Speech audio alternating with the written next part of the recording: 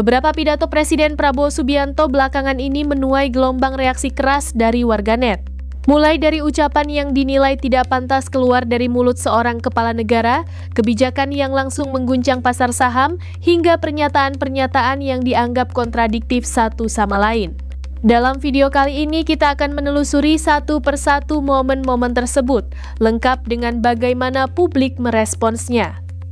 Salah satu media berita ini benar-benar memasak nih, karena mereka memperlihatkan secara langsung bagaimana pidato dari Presiden Prabowo Subianto ternyata berpengaruh banget terhadap pergerakan IHSG. Dan ini ditampilkan secara live, yang mana sebelum Presiden berpidato, IHSG bergerak positif menguat 1%. Tapi begitu pidato berlangsung, IHSG langsung terjun 1,9% dan sempat anjlok di 2,25%. Jadi ceritanya kemarin Rabu 20 Mei, media besar ini melakukan siaran pidato Presiden Prabowo di rapat paripurna DPR. Nah, yang bikin heboh, mereka pasang tampilan IHSG secara real time di samping layar pidato. Jadi penonton bisa lihat langsung gimana reaksi pasar saham saat Presiden bicara. Dan yang bikin pasar langsung drop itu karena ada pengumuman kebijakan baru. Ekspor kelapa sawit, batu bara, dan ferroalloy bakal diatur lewat BUMN sebagai pengekspor tunggal mulai 1 Juni nanti. Dalam hitungan 47 menit, IHSG ambles 64 poin. Bahkan saham TPIA kena auto reject bawah, turun 14,74% dalam satu hari aja. Nah, yang menarik, kehadiran Prabowo sendiri di paripurna ini sebenarnya udah memecahkan tradisi lama. Karena biasanya dokumen anggaran negara itu cukup disampaikan oleh Menteri Keuangan aja, bukan langsung oleh Presiden. Dan terlepas dari apapun alasan dibalik kebijakan ini, faktanya nggak bisa dibantah, adalah pasar yang punya penilaian sendiri. Angka nggak bisa dibohongin, dan IHSG kemarin sudah bicara. Penggalan pidato Presiden yang menyinggung soal orang-orang pintar pun tidak luput dari perhatian. Seorang kreator mengangkat momen ini dan secara terang-terangan menyampaikan pandangannya bahwa Presiden Prabowo terkesan anti terhadap kalangan intelektual dan mereka yang bersikap kritis. Bolehkah kita mengatakan bahwa sebenarnya Presiden kita itu sangat anti dengan orang-orang pintar? Katanya ada orang-orang pintar yang mengatakan ada lebih genting dari perut lapar.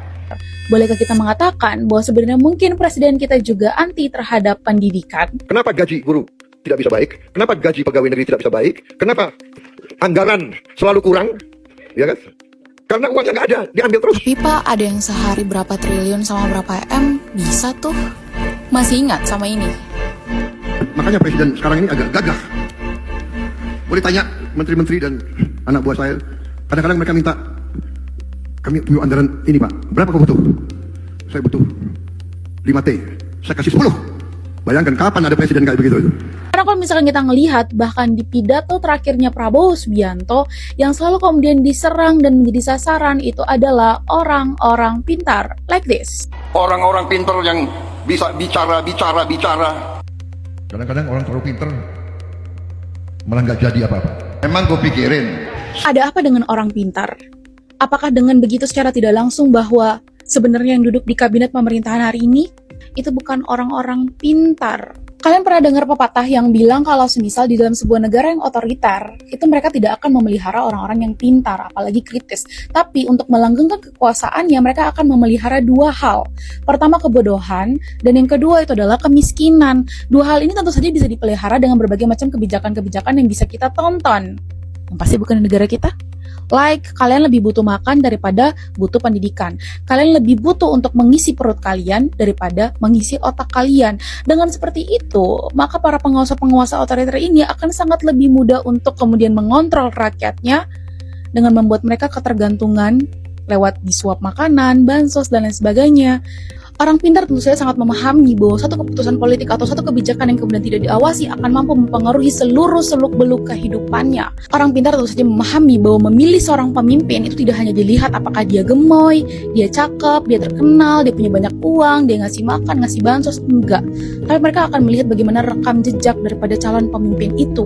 Karena mau bagaimanapun satu suara itu akan mempengaruhi perubahan masa depannya sebagai rakyat di sebuah negara. Mereka akan sangat takut untuk kemudian memprioritaskan pendidikan, karena pendidikan ketika kemudian diprioritaskan akan melahirkan banyak orang pintar dan juga orang yang kritis. Ketika orang-orang pintar dan kritis itu lahir, maka mereka tidak bisa lagi menyuapinya dengan bansos, makan, menciptakan sebuah konflik horizontal, memanipulasi, memanfaatkan, membodohi, memprovokasi sesama rakyat. Tidak akan lagi mempan cara-cara yang seperti itu, kawan. Ketika kemudian kemiskinan dan juga kebodohan itu dipelihara dalam sebuah negara, maka kita semua akan menjadi lupa terhadap inti masalah yang sebenarnya. Gak akan ada lagi tuh masyarakat yang akan mempertanyakan soal lapangan kerja, masyarakat yang mempertanyakan soal pendidikan yang semakin mahal, pendidikan yang tidak merata. Tidak akan ada lagi masyarakat yang akan mempertanyakan soal itu. Selamanya kita akan hidup dalam kemiskinan dan kebodohan, selamanya kita akan bergantung pada penguasa, selamanya kita akan hidup dalam kontrol dan juga kendali mereka, dan kita tidak bisa apa-apa.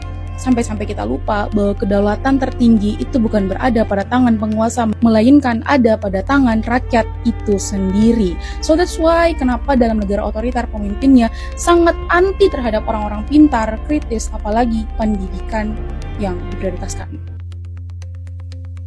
Jujur, potongan pidato yang satu ini bikin gua kaget. Menurut gua, ucapan seperti ini gak pantas keluar dari mulut presiden.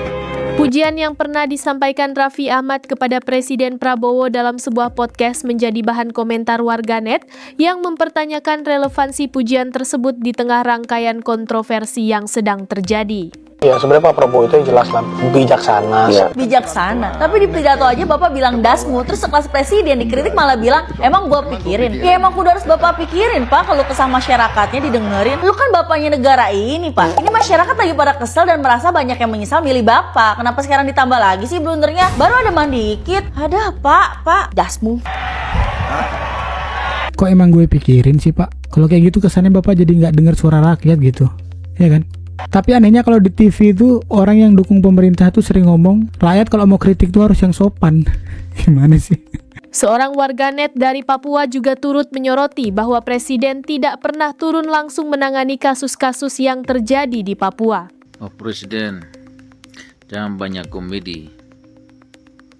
Kami di Papua itu banyak kasus yang Bapak tidak pernah turun cek, atau bawaan Bapak Kementerian HAM dan lain-lain itu tidak pernah ada berpikir untuk menyelesaikan kasus-kasus yang terjadi di Papua.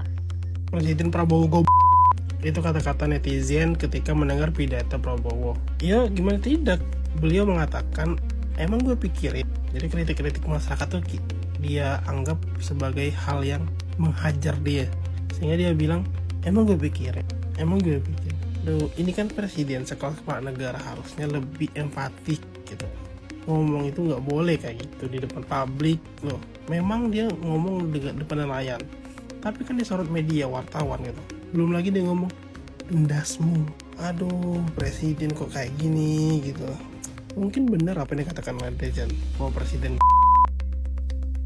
Dan satu lagi kreator yang membahas dari sudut pandang public relation, yaitu yang menganalisis bahwa humor seharusnya mendekatkan bukan menjauhkan, dan mengaitkan pernyataan emang gue pikirin dengan minimnya empati di tengah angka kemiskinan 23 juta lebih penduduk Indonesia. Presiden Prabowo dalam pidatonya di puncak Pekan Nasional Petani dan Nelayan di Gorontalo Rabu lalu berusaha menerapkan ice breaking dalam pidatonya dengan menyampaikan kekayaan segelintir orang akan menetes ke bawah. Sayangnya pernyataan bagus ini kemudian ditutup dengan dark jokes dengan menyebut endasmu. Beberapa saat kemudian juga muncul kata emang gua pikirin. Berdasarkan perspektif public relation, pernyataan ini tentu kurang empatik. Kenapa? Karena menurut Badan Pusat Statistik masih ada 23,6 juta orang miskin di Indonesia. Selain itu, humor berdasarkan perspektif public relation seharusnya mendekatkan satu sama lainnya, bukan malah menjauhkan satu sama lainnya. Seorang kreator wanita asal Medan pun turut angkat bicara, menyoroti kata endasmu yang dinilai tidak beretika dan tidak pantas diucapkan seorang pemimpin kepada rakyat yang memilih dan bahkan menggajinya. Kenapa kalian kasih mic wah ini? Ya, itulah akibat daripada kecanduan berpidato, gitu ya, dan tidak pakai teks. Sehingga apa yang ada dalam benaknya itu dikeluarkannya. Nanti pura-pura lupa pula. Ya, kata endasmu itu ya adalah kata orang yang tidak beretika. Ya. Dan tidak pantas kau sebut itu kepada rakyatmu. Ya, siapa yang memilih kemarin itu termasuk kalian lah yang disebut endasmu itu. Ya. Jadi jangan nanti masyarakat berkata fakta ya, dinyatakan kita tidak menghormati. Faktanya, apakah pantas orang seperti ini dihormati? Sementara dia tidak menghormati orang yang memilihnya, bahkan menggajinya. Akhirnya saya stage Mas lagi ya. Tapi kali ini saya setengah setuju sama Mas. Kok bisa ya Pak Presiden ngomong begitu di hadapan rakyat? Bilang emang gue pikirin begitu. Apa sih sebenarnya niat Bapak? Tapi Mas, beliau tuh ngomong gitu sebenarnya buat orang-orang kayak Mas tahu, yang setiap kata dipotong, setiap ucapan dikeluarkan dari konteksnya, dan dibalut opini yang kelihatan kritis. Bahkan Mas gak kelihatan kritis kritiknya. Emang bukan jadi rahasia lagi, media di Indonesia banyak yang gak netral, banyak yang punya kepentingan. Bahkan klip potongan itu pertama kali juga ke-track kok. Media mana yang mengeluarkan? Buat Pak Presiden, cukup Pak bertandanya. Media di Indonesia sangat berbahaya. Konteks Bapak yang seharusnya baik, bisa digoreng sana-sini, diubah kontekstualnya. Presiden yang menyebut bahwa aksi demo yang terjadi ada yang membayar pun tidak luput dari sorotan warganet yang justru membalik pernyataan tersebut dengan mengarahkannya ke demo-demo pendukung pemerintah yang dinilai lebih mencurigakan.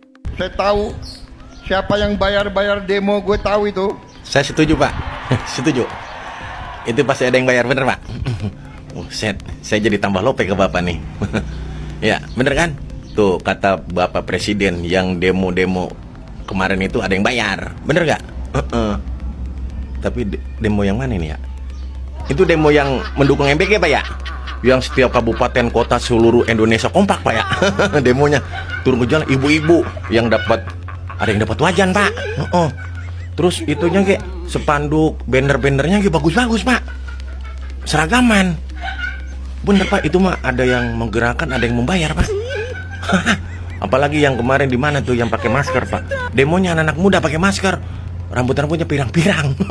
Pasti itu Pak ada yang bayar Pak. Warganet turut menyoroti dua potongan pidato presiden yang dinilai saling bertolak belakang, mempertanyakan kontradiksi antara keluhan soal anggaran yang selalu kurang dengan pengakuan presiden yang dengan bangga memberi 2 kali lipat dari yang diminta bawahannya. Ini dua pidato dari satu orang yang sama. Nonton baik-baik ya.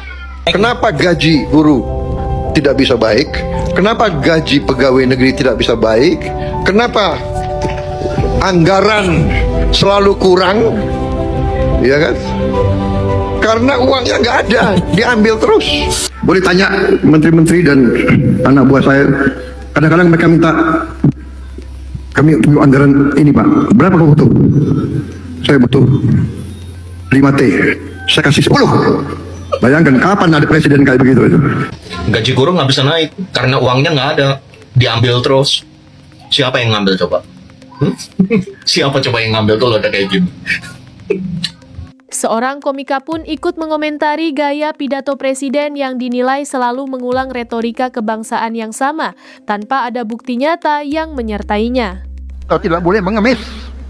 Kita tidak boleh bertekuk lutut. Kita tidak boleh menghamba kepada bangsa lain. Kita adalah bangsa yang besar, bangsa yang berani. Bangsa yang besar, bangsa yang besar. Besar utangnya. Bangsatnya yang besar kali. Itu mulu kalimat andalannya. Buktiin. Demen banget ditepuk tangan. Kita nggak boleh mengemis, kita nggak boleh menghamba bangsa lain. Dia mah lupaan orangnya.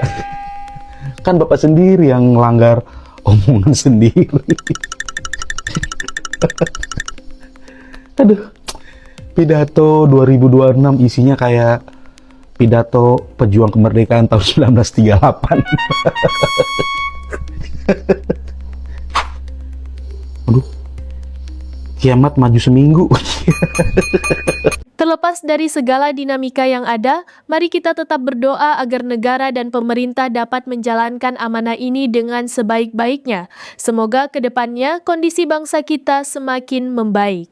Terima kasih telah menonton, sampai jumpa di video selanjutnya.